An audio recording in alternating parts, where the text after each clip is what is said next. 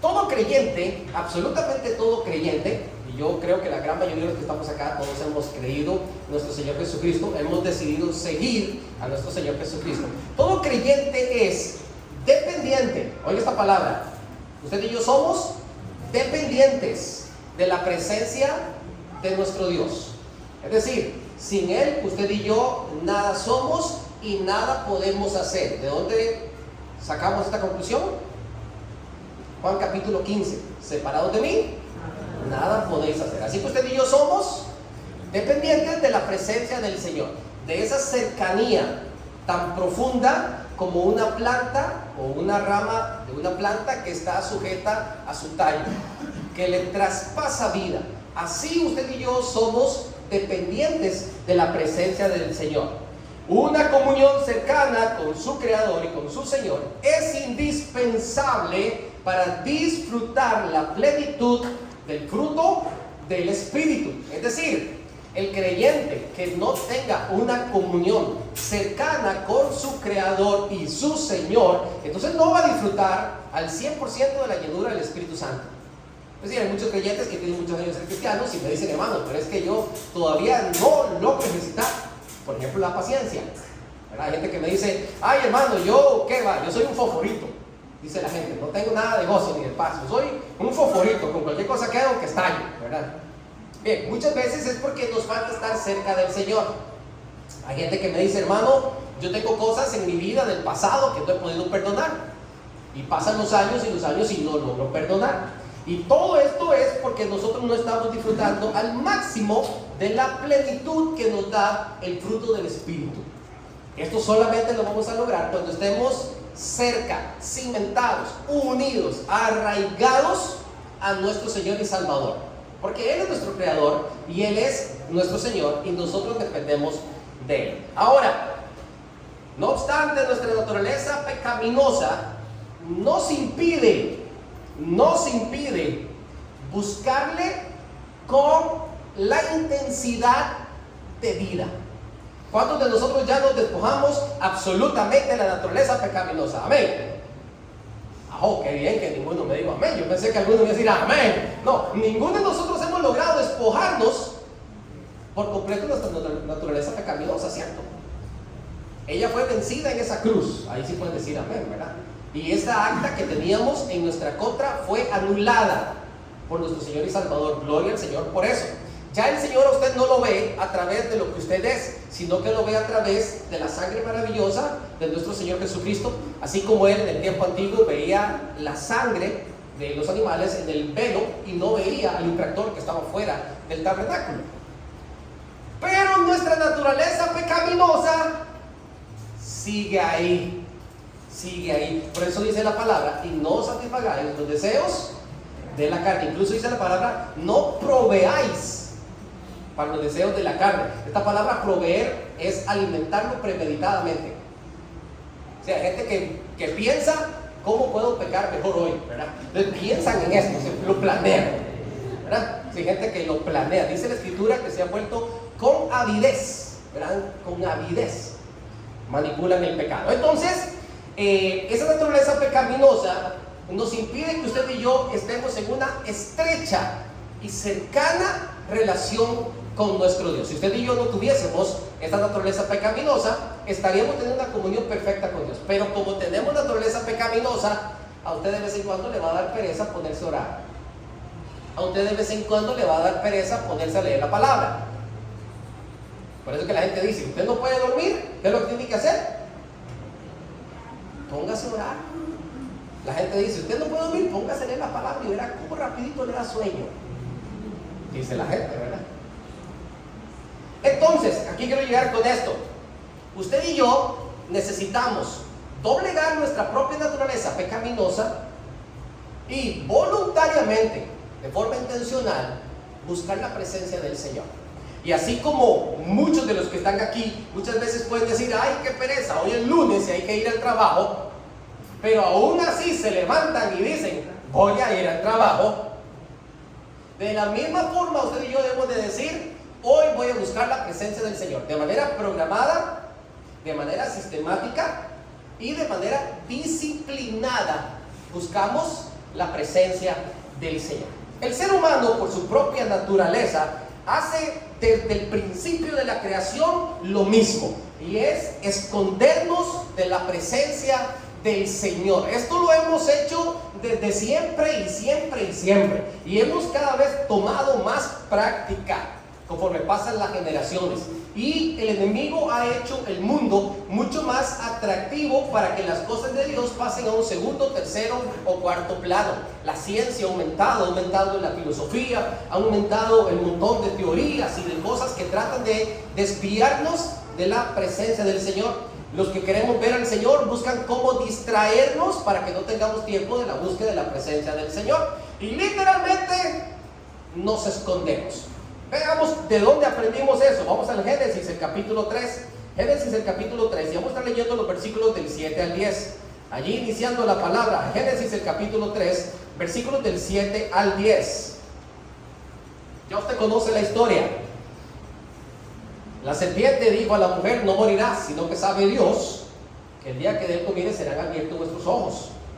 En el versículo 7 dice la escritura: entonces fueron abiertos los ojos de ambos, y conocieron que estaban como, se dieron cuenta que estaban desnudos. Entonces cosieron hojas de higuera y se hicieron delantares, y oyeron la voz del Señor, de Jehová Dios, que se paseaba en el huerto al aire del día. Y el hombre y su mujer, ¿qué hicieron? Se escondieron ¿de dónde?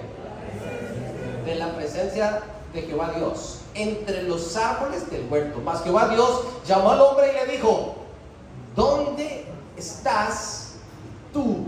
Y él respondió: oí tu voz en el huerto y tuve miedo, porque estaba desnudo y me escondí. Y dijo Dios: ¿quién te enseñó que estabas desnudo? ¿Has comido del árbol que yo te mandé que no comieses? Bueno, ahí podemos seguir leyendo un poquito más adelante. Nosotros como costumbre tenemos la mala costumbre de escondernos de la presencia del Señor. Adán y Eva tenían una relación perfecta con Dios. Allí la vid y el pámpano eran uno solo. Una relación perfecta. Dios hablaba cara a cara con el hombre. El hombre no sabía ni siquiera qué era el pecado. La gente era vegetariana, y era vegetariana no porque necesariamente Dios haya diseñado nuestro organismo únicamente para ser vegetarianos. Eran vegetarianos porque para comer carne había que matar un animal, y resulta que la muerte no existía, y como la muerte no existía, nadie podía comer carne. Entonces comíamos de los árboles, del fruto del árbol, de toda semilla y de todo lo que el huerto daba para comer. Allí estaba la gente contenta. Dios hablaba con el hombre hablaba con Dios, y todo era perfecto. La inteligencia del hombre cuando estaba cerca de Dios era tal que Adán tuvo la capacidad de ponerle nombre a todos los animales. A mí me regalan una mascota y yo paso como una semana pensando: ¿cómo le voy a poner de nombre a la mascota? Y a los 3 días ya le cambié el nombre también, ¿verdad? Y le vamos poniendo otro ahí porque se me olvidó cuál era el primero. Entonces, pero Adán tenía esa capacidad. No tenía una computadora para ir poniendo, no tenía un archivo donde tomaba fotos y ponía abajo el nombre, no tenía ni siquiera una libreta de apuntes. ¿Cómo hacían para recordar cada uno de los nombres? La inteligencia que Dios les había dado por esa cercanía al Señor era algo impresionante. Pero ellos decidieron romper a través del pecado la relación perfecta que tenían con Dios. Entonces usted y yo hoy en día, como el pecado entró al mundo por un hombre, el pecado pasó a todos los hombres por cuanto todos hemos pecado. Y ese pecado nos hace exactamente igual que con Adán y Eva, escondernos de la presencia de Dios. Hay algo en nosotros que no nos permite estar tan cerca de Él como Él quisiera que estuviésemos.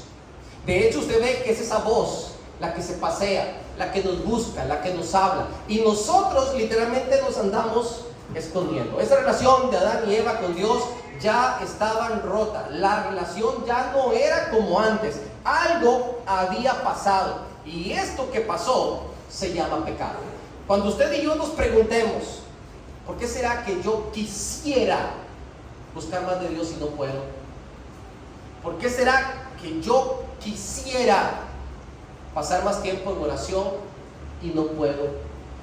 Dígase usted mismo, tengo una naturaleza pecaminosa con la que tengo que luchar, pero no por esto me voy a esconder. Yo tengo que salir, tengo que buscar estar en esa perfecta comunión con el Señor, porque normalmente tendemos a escondernos. De hecho, el Señor tuvo que preguntarle a Adán: ¿dónde estás? ¿Dónde estás? Esta es una pregunta muy importante, mi amado hermano. ¿Dónde estás tú? ¿Dónde estás? Y mire, esta pregunta me la hago muchas veces a mí mismo y veo a Dios preguntándome: ¿dónde estás? ¿Qué estás haciendo? ¿Por qué no estás donde debes de estar? ¿Por qué no estás haciendo lo que debes estar haciendo? Esa voz la seguimos todavía escuchando hoy, y curiosamente, aunque escuchamos esa voz de Dios, y domingo a domingo la escuchamos, y los que hablan su Biblia entre semana a semana la están escuchando, y seguimos escuchando la voz de Dios, y nosotros seguimos escondiéndonos. Y yo le pregunto a usted, mi amado hermano, ¿dónde usted y yo nos escondemos todos los días para no escuchar la voz de Dios? Sí, porque todos los días nos estamos escondiendo para no escuchar la voz de Dios. ¿Dónde nos escondemos? ¿Detrás de qué nos escondemos? Ellos se escondieron detrás de los árboles, usted y yo detrás de qué nos escondemos. Ay, hermanos, que yo tengo tantas ocupaciones que yo no puedo estar cerca de Dios porque no tengo tiempo. Tengo tantas cosas que hacer. ¿O será que nos estamos escondiendo detrás de las distracciones de la vida? Tenemos 2, 3 horas libres. ¿Y qué hacemos para aprovechar esas 2 o 3 horas libres? Yo necesito distraerme, dice la gente. Necesito que sea un poquito de distracción. El único lugar donde usted va a encontrar reposo es en el Señor, acuérdese de eso. La mejor distracción que usted tiene es la presencia del Señor. No se olvide de eso. ¿Será que nos escondemos detrás de nuestros propios problemas? Es que a como estoy, no quiero ni levantar la mirada para ver al Señor. ¿Nos pasa o no nos pasa? Muchas veces estamos escondidos detrás de murmuraciones. ¿Y cómo nos encanta murmurar? En vez de ir delante de la presencia del Señor, las cosas que me preocupan se las comento a otro en lugar de venir delante de la presencia del Señor. Eso se sigue llamando murmuración, hermano. No le cambie el nombre. Pero me escondo detrás de esto y me siento fuerte y seguro allí. ¿Será que me escondo detrás de resentimientos? Me escondo detrás de adormecimientos espirituales. ¿Detrás de qué me estoy escondiendo? Porque Dios te sigue diciendo: oye, ¿dónde estás? Y como dijo Romeo, ¿dónde estás que no te veo? Y Dios nos sigue llamando y nos sigue llamando y nos sigue llamando, y nosotros, como los niños, jugando a la escondida. La otra pregunta sería: ¿dónde estamos? ¿Dónde estamos? ¿Dónde estamos que no aprovechamos nuestro tiempo para buscar la presencia del Señor? Y si su respuesta es: yo estoy, pero estoy muy lejos del Señor, yo le invito a que usted comience a suplicar de todo corazón la presencia del Señor a partir de hoy, porque nosotros no tenemos ninguna excusa para alejarnos de la presencia del Señor. Y cuando el Señor nos pregunte: ¿dónde estás tú?, nuestra respuesta es: Señor, aquí estoy a tus pies. Y ellos se hicieron delantares, y esto sí es algo bien curioso, porque sí sabían que estaban desnudos, y el hombre quiere buscar en su propio pensamiento una forma para no ver, o que los demás no vean, su desnudez. Y yo quiero buscar en mi propia opinión lo que yo creo que yo tengo que hacer para estar bien. Aunque delante de los ojos del Señor, ¿cómo sigo estando? desnudo y me puedo disfrazar ante los ojos de los demás. Y de allí aprendieron todos los religiosos a través de todas las edades, de toda la historia, a cubrir con una fachada su verdadero estado interior. Y eso delante del Señor no son más que hojitas de higuera que pronto se secan. Y seguimos estando delante de la presencia del Señor desnudos. Mi amado hermano, usted no le preocupe por cubrir su fachada delante de los ojos de la gente, ¿o yo? Usted preocúpese por estar muy bien y muy cerca de aquel que entregó la vida por usted y por mí. Allí sí tenemos que estar cerca. Y esas ideas que nos enseñaron desde el Edén, de andar cubriendo las cosas, ya es tiempo de irlas desechando, llega. Porque nosotros, le voy a decir una cosa, a nadie engañamos sino a nosotros mismos. Se hicieron delantales, supieron que estaban desnudos, de manera instintiva buscaron ocultar sus faltas. Mi amado hermano, y nos hemos hecho buenos también en andar ocultando nuestras faltas. De hecho me da risa porque la palabra del Señor dice en Gálatas: si alguno es sorprendido en alguna falta, ¿y usted sabe por qué la palabra del Señor dice si alguno es sorprendido? Porque nadie va a llegar a decir: hermano, es que estoy cometiendo una falta. Hay que descubrirlo, porque somos buenos ocultando nuestras faltas.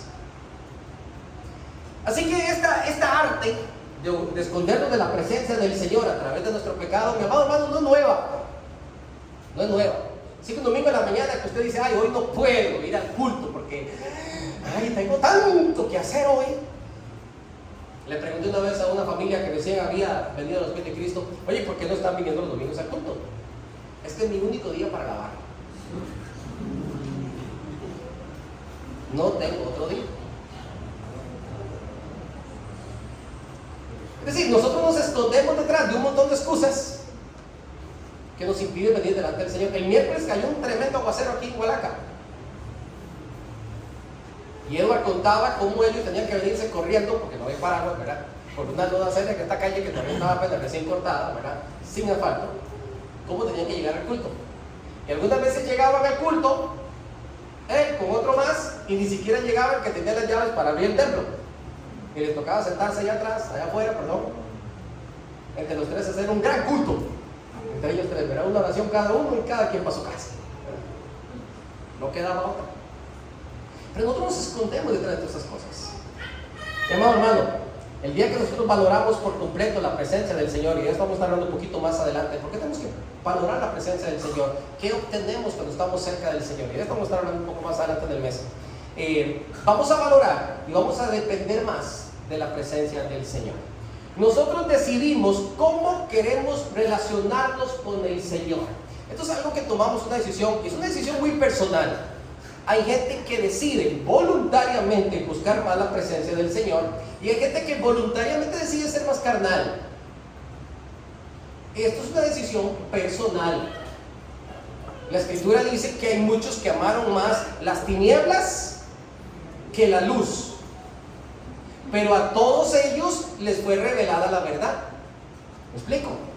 Habiendo conocido a Dios, no le glorificaron como a Dios. Es decir, algunos deciden por sí mismos buscar más al Señor, otros no. Y quiero que veamos dos ejemplos ahí muy cerquita del Génesis. El primero es la reacción de Caín en su pecado. Esta es la primera que vamos a ver. Obviamente este señor decidió no relacionarse con el Señor. El amigo Caín, vamos a Génesis el capítulo 4.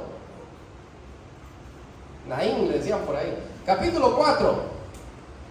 Y vamos a estar leyendo los versículos 13 y 14. Ahí usted en su casa lee un poquito más para que vea la historia por completo. Génesis capítulo 4, versículos 13 y 14. Amén, mis amados hermanos. Y dijo Caín a Jehová: grande es mi castigo para ser soportado. He aquí me echas hoy de la tierra, y de tu presencia me esconderé. Y seré errante y extranjero en la tierra, y sucederá que cualquiera que me hallare Matarile, decían los chiquitos. Mi amado hermano, yo le quiero preguntar a usted, según las palabras de Caín, vean el versículo 12, el Señor le está diciendo, primero, oye, ¿dónde está tu hermano? Y dice Caín, ¿y yo qué sé? ¿Quién me puso a mí a cuidar a mi hermano? Yo no soy niñero, ni guardia de mi hermano. ¿Sabía Caín dónde estaba su hermano? Claro que sabía. Él mismo se acordaba que le había dado un garrotazo. Él sabía dónde estaba Abel. Y él le dice, pero ¿qué hiciste? La sangre de tu hermano sube hasta aquí mismo a mi presencia. Por lo tanto, la tierra, tu tierra será maldita. Y dice en el versículo 12, cuando labres la tierra, no te volverá a dar su fuerza. Esto significa que va a tener que esforzarse el doble para obtener los frutos que quizás hubiese tenido con menor esfuerzo. Recuerden ustedes que Caín era un gran agricultor y estaba acostumbrado que la tierra daba 100 por 1. El Señor le dice, bueno, ahora por tu culpa la tierra no va a tener su propia fuerza. Serás errante y extranjero serás en la tierra. Y dijo Caín, grande es mi castigo. Le pregunto, ¿era muy grande el castigo por haber matado a su hermano? Le pregunto honestamente, ¿cómo la ve? Dígame sinceramente, porque si usted me pregunta a mí, yo le voy a decir, a Caín le fue bien. A Caín le fue bien. ¿Qué era lo que tenía que haber hecho Dios con Caín? Oiga, que viniera un rayo del cielo, mi hermano. Que la misma víbora que engañó a su mamá venga ahora y se lo trabe también. Mínimo. Que se le seque la mano con la que agarró el palo para pegarle a su hermano. Mínimo, hermanos, está empezando la historia de la humanidad y miren por dónde vamos. Hoy en día, yo sé que usted no se puede ni imaginar levantarse contra un hermano de sangre, ¿cierto? Estamos hablando del principio de la historia. Y ya ese corazón estaba tan podrido que no le importó matar a su hermano de un trancazo. Oiga, me explico, estamos hablando de cosas serias. Y Dios le dice, mire, mijito, ahora usted tiene que trabajar más fuerte. Igualito como cuando se acerca un muchacho de sus padres y le dice, papá, mamá, dejé embarazada a mi novia. Y los papás le dicen, bueno, usted se cree hombrecito, vaya, trabaje y mantenga ahora a su señora y a su hija, a su hijo. Ay, papá, grande es mi castigo. ¿Es grande el castigo? No sea tan sinvergüenza Caín. No le pongan a sus hijos Caín, oye, no puede ser. Le pueden poner Naín, pero no Caín. Mi amado hermano, entonces ¿de qué quedamos? ¿Es grande el castigo o no es tan grande el castigo? Bueno, Dios es misericordioso, ¿oyeron? Y dele gracias a Dios que así como es misericordioso con Caín, también es misericordioso conmigo. Aunque de vez en cuando también yo le reclamo al Señor. También yo a veces le reclamo. ¿Sabe por qué usted y yo le pasamos reclamando al Señor? Porque estamos muy lejos de su voluntad.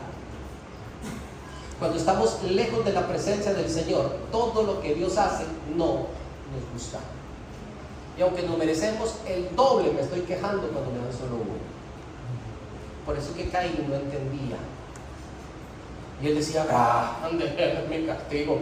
Esto es insoportable, Señor.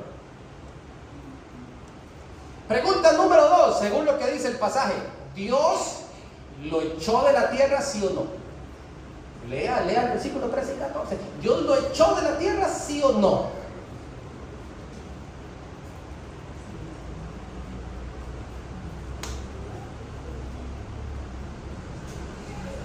¿Tiene usted una respuesta? ¿Lo echó el Señor de la tierra, sí o no?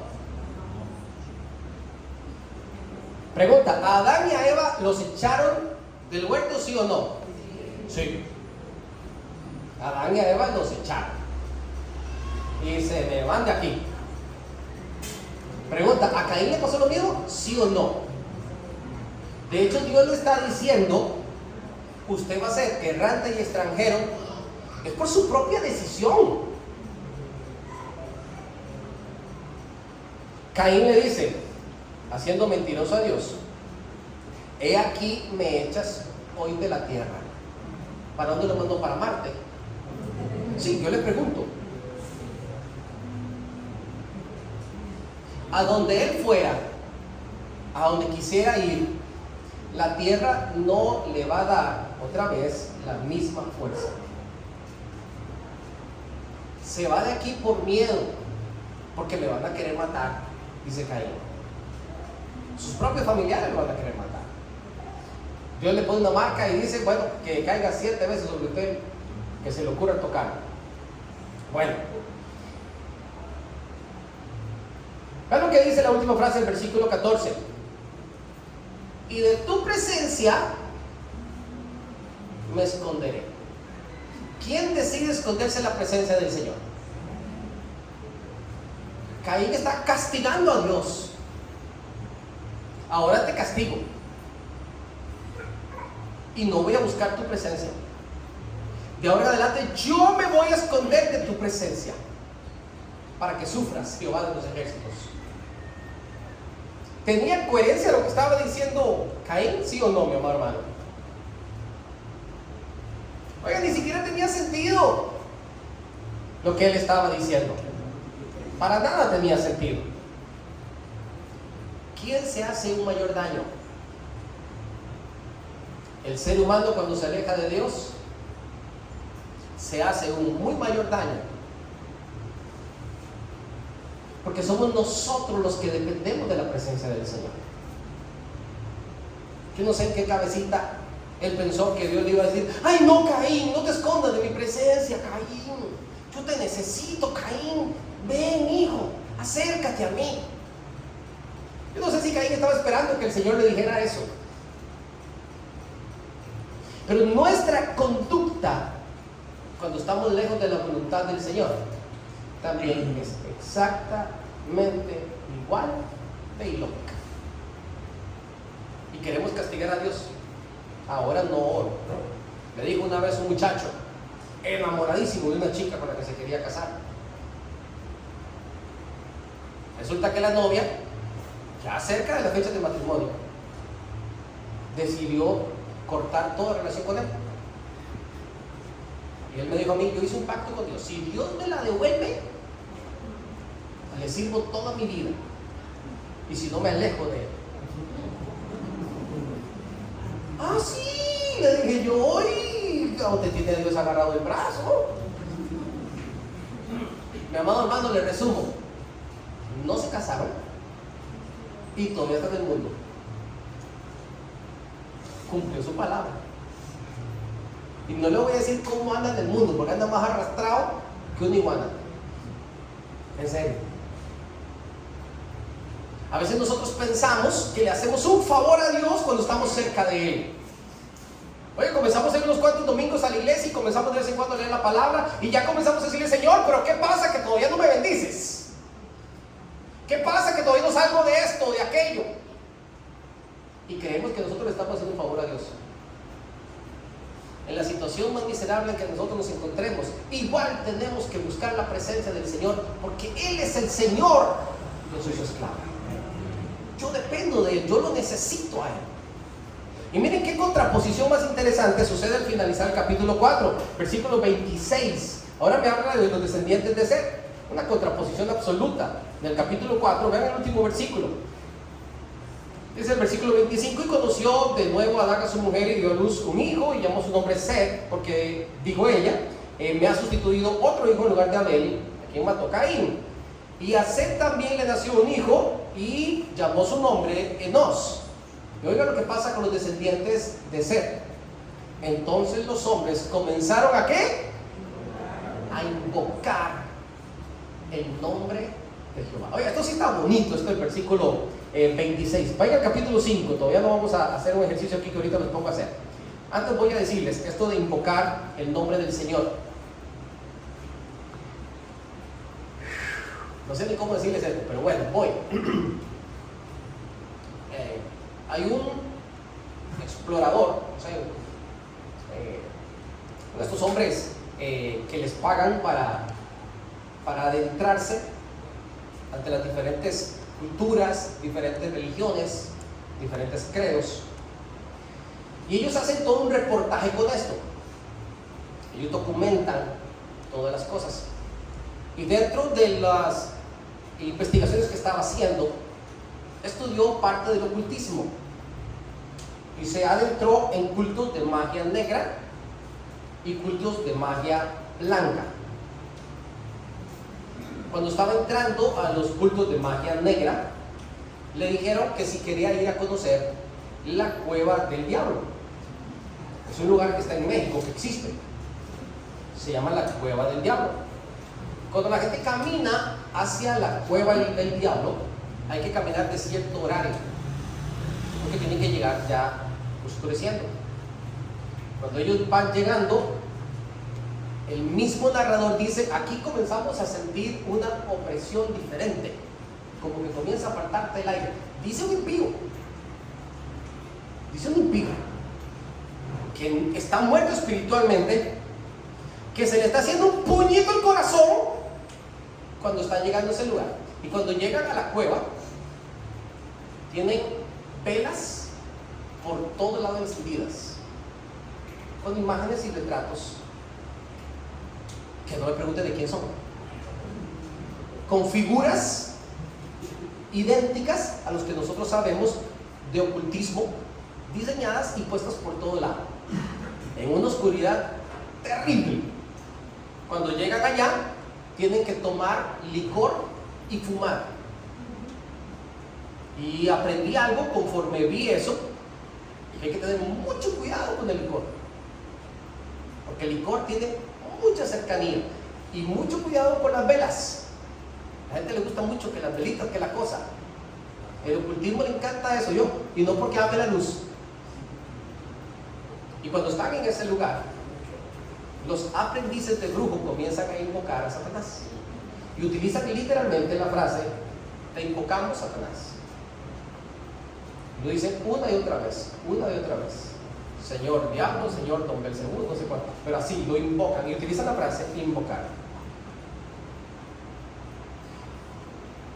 Cuando de repente salen todo ese montón de murciélagos de la cueva,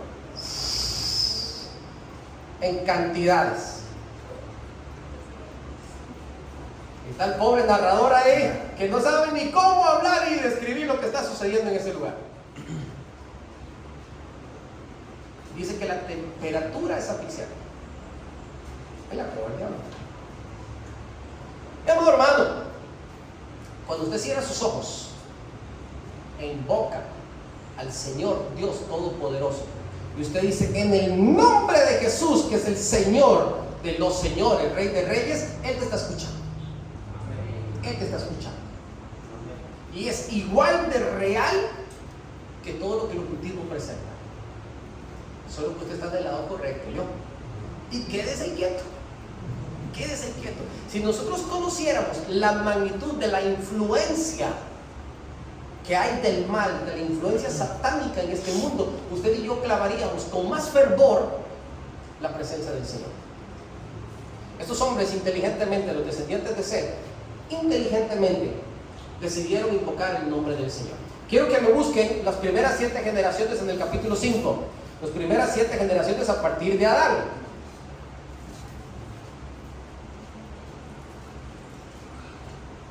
Aquí nacen las genealogías, y la genealogía nace a partir de Seth. Entonces está Adán, después sigue Seth, después de Seth sigue Enos, después de Enos sigue Cainán, después de Cainán sigue Mahalalel. Ajá, así como dicen ustedes, Mahalalel. Ajá. Después sigue Jared, muy bien, Jared. Después de Jared sigue Enoch. ¿Cuántos llevamos hasta ahí? 7 generaciones completas hasta Enoch. Miren qué bonito. Después Enoch tuvo a Matusalén. ¿Sí? Después de Matusalén, ¿quién sigue? Ajá, y después Noé. Bien. Todos estos son descendientes de Set. Hasta la séptima generación, la relación que tenían era tan cercana con Dios que dice la escritura que Enoc ni siquiera conoció la muerte, sino que Dios se lo llevó. Caminó Enoc con Dios y Dios se lo llevó.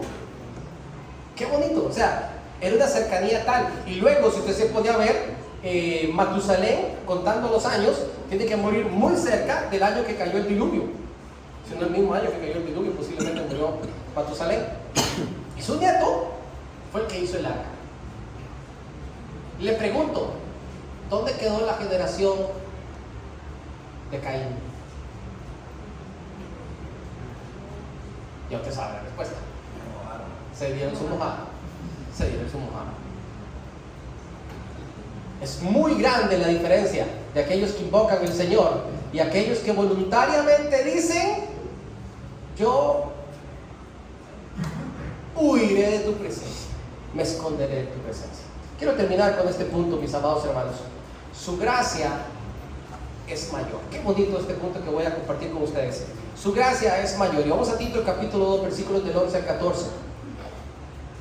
Porque estamos hablando de nuestra naturaleza pecaminosa, estamos hablando de las decisiones que usted y yo tomamos cada día. Tito, el capítulo 2, versículos del 11, ¿hasta dónde le dije? Al 14. Tito 2, del 11 al 14. Sí, todos somos pecadores. Sí, estamos llenos de dificultades. Tenemos tantas cosas que nos separan de la presencia de Dios. Yo quiero dejar de estarme escondiendo, pero Señor, hay tantas cosas que me atan a este mundo. A veces ni siquiera pienso las cosas bien y te reclamo más de la cuenta porque sé que no estoy cerca de ti. Pero yo necesito algo más y necesito entender esto: que la gracia de Dios se ha manifestado para salvación a todos los hombres, enseñándonos que, renunciando a la impiedad de los deseos mundanos, vivamos en este siglo sobria, justa y piadosamente, aguardando la esperanza bienaventurada y la manifestación gloriosa de nuestro gran Dios y Salvador Jesucristo, quien se dio a sí mismo por nosotros para redimirnos de toda iniquidad, punto número 1, y purificar para sí un pueblo propio, celoso de buenas obras. Esto habla y exhorta y reprende con toda autoridad, y que nadie te menosprecie, le dice Pablo a Tito. Número 1, déjenme decirles que la gracia del Señor se manifestó para que usted y yo estemos cerca de Dios. La gracia del Señor se acercó a nosotros, llegó a nosotros, nos redimió y nos salvó para que estemos cerca de Él. Y hay dos efectos que aparecen en este pasaje que quiero que nosotros los entendemos y lo apropiemos en nuestra vida. Número 1, lo primero que tenemos que hacer cuando venimos a los pies de Cristo, ¿no he puesto esto? Es renunciar a la impiedad y a los deseos mundanos. Venimos a los pies de Cristo. Entonces yo el sábado por la noche ya yo no quiero ir a una discoteca, porque el domingo en la mañana yo quiero venir al culto. ¿Me explico? Antes yo hablaba de una manera, yo comienzo a reprimirme. Yo digo, no, ya yo no puedo andar diciendo estas palabrotas en la calle. Tengo que comenzar a honrar al Señor con mis labios. Antes yo veía cualquier chica por la calle y yo, oh mami, qué bonita, que no, ¿verdad? Ya no. Ahora veo a las hermanas con toda pureza, dice la Escritura, como hermanitas, ¿cierto? En el trabajo no puedo encontrar nada mal puesto porque me lo llevaba. Cuando terminé la cerca, yo dije, ay, gracias Señor, porque este ciclón me lo traje del trabajo, ¿verdad? Tú provees un montón de tubos que me regalaste, ¿verdad? ¿Me explico? O sea, esas cosas yo renuncio a eso. Renuncio a la impiedad y a los deseos mundanos. Estoy hablando de cosas que son escandalosas y muy visibles ante los ojos de la sociedad, que manchan la imagen de nuestro Señor Jesucristo. Punto número 1, ¿para qué se derramó la gracia del Señor?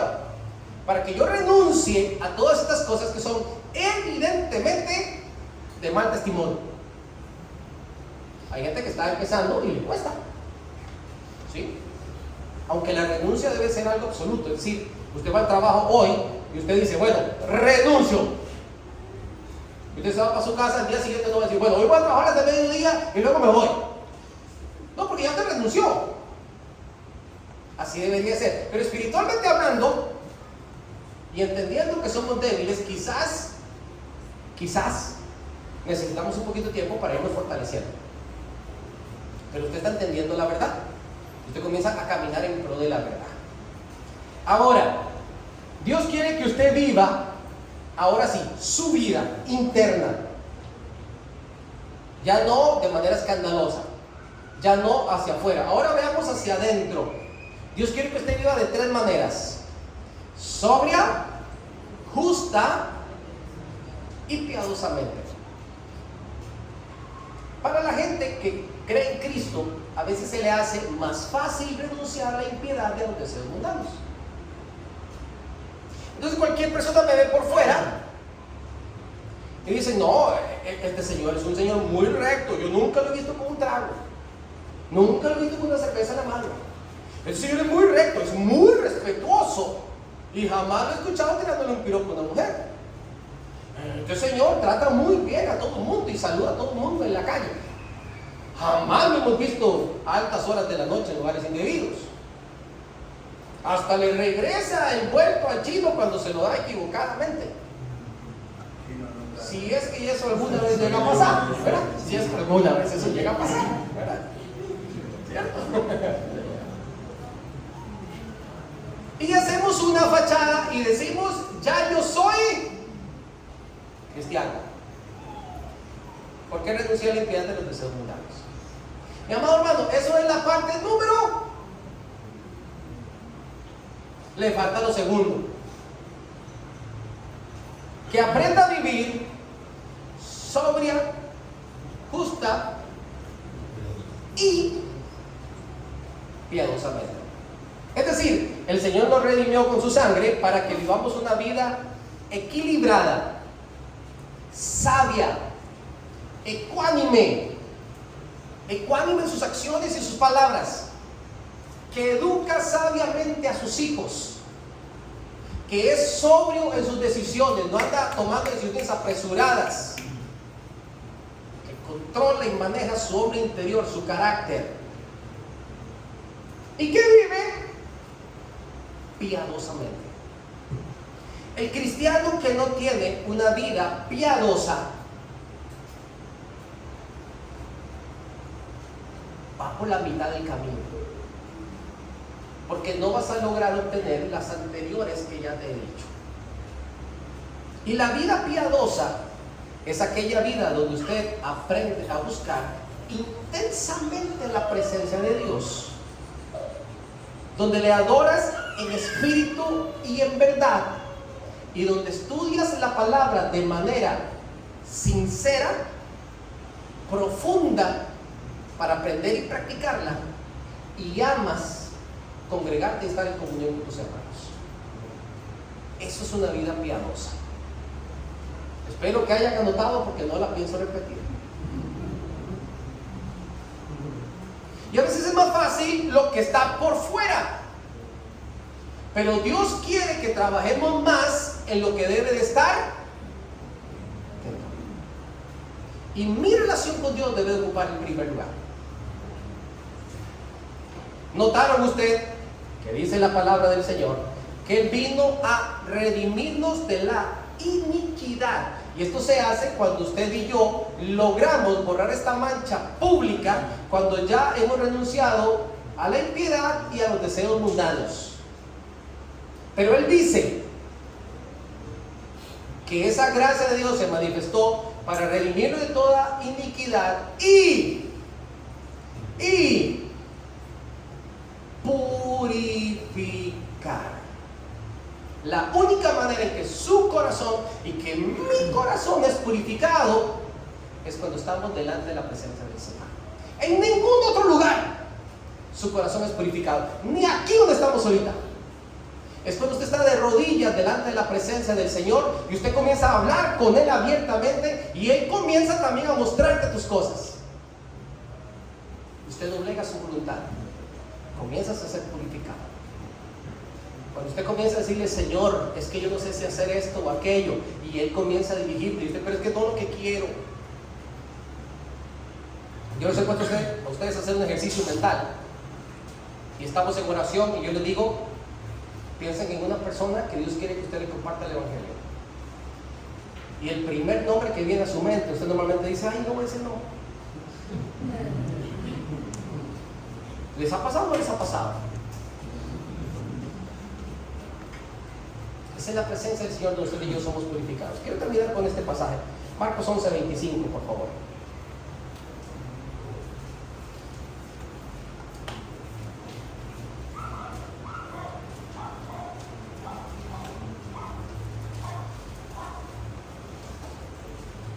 Marcos 11:25.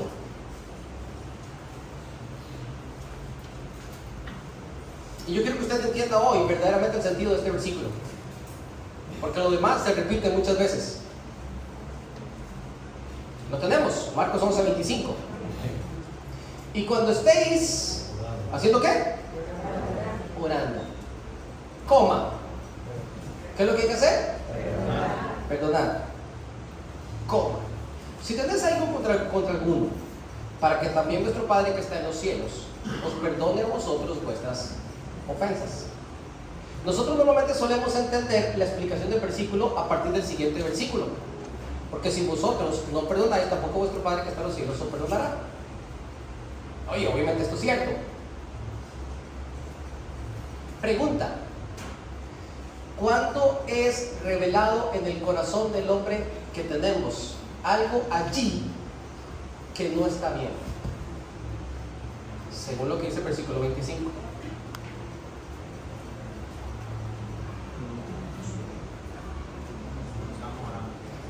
En el ejercicio de la oración.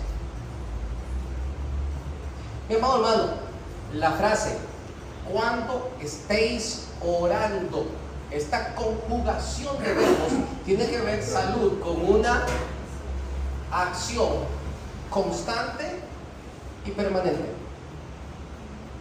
Es decir, en la medida que yo estoy orando, Dios comienza a hablar a mi corazón. ¿Le ha pasado, mi amado hermano? Si no le ha pasado, es porque quizás le hace falta estar orando. O como bien lo dijera Pablo, orar sin cesar. Como lo hacía Daniel, 3 veces al día, y abría esas ventanas y se arrodillaba, como solía hacerlo siempre. Aunque firme lo que quieran firmar, yo sigo doblando mis rodillas. Y cuando estamos en ese ejercicio de la oración, Dios comienza a hablar en nuestro corazón. Y estas cosas que Él comienza a revelarme son las que purifican mi alma, son las que purifican mi corazón. Mi amado hermano, también nosotros podemos hacerlo a lo humano. Y lo humano me dice que cuando algo no me gusta, que cuando algo no me parece, yo voy y le digo sus 4 verdades en su cara a quien sea, porque yo soy así. Y ni conocen el lado bueno, que no conozcan el malo. Porque yo a la buena soy muy bueno, pero a la mala, dice la gente. También podemos hacerlo a lo humano. Ahora, no me pregunten si eso le agrada a Dios, porque usted sabe la respuesta. O podemos ir y sumergirnos delante de la presencia del Señor y salir purificados. Cuando se sale purificado delante de la presencia del Señor, dice el libro de Job, que todos esos recuerdos serán como aguas que pasaron. Y sabio es aquel que pasa la falta por alto. Ese es sabio. Esa purificación solamente se hace en la presencia del Señor. Cuando usted y yo aprendemos a suplicar la presencia del Señor. Trabaja en mi corazón. me va purificando, me va cambiando, va destruyendo un montón de cosas que antes yo hacía de una manera diferente. Y ya no es necesario confrontar, ya no es necesario decir, ni quejarme, ni relegar, ni hacer nada de eso que hace la brecha cada vez más grande. El único lugar donde tu corazón es sano es en la búsqueda de la presencia del Señor. Acompáñame en oración y dígale: Padre, gracias, Señor, porque yo sé que tú perdonas nuestras faltas. Pero me interesa aún más descubrir cómo tú me purificas cuando estoy delante de tu presencia. Sé que como humanos tenemos 1000 maneras para reaccionar, pero no queremos hacerlo como humanamente lo haríamos. Queremos hacerlo como tú nos pides en tu palabra. Cuando Jesucristo dijo: aprended de mí, que soy manso y humilde de corazón, es porque tenemos mucho que aprender. Yo te ruego, Señor, que tú tomes mi corazón y no solamente me limpies de la iniquidad con la que todo el mundo me señalaba. Yo quiero que tú me purifiques para vivir una vida sobria, justa y piadosa. Que tenga en mi corazón un anhelo profundo por la venida de mi Salvador. Y que mientras tanto yo aproveche mi tiempo compartiendo a los demás la verdad de tu palabra, Señor. No me interesa detenerme en aquellas cosas que nos distraen. Me interesa concentrarme en aquellas cosas que son de verdad mi objetivo.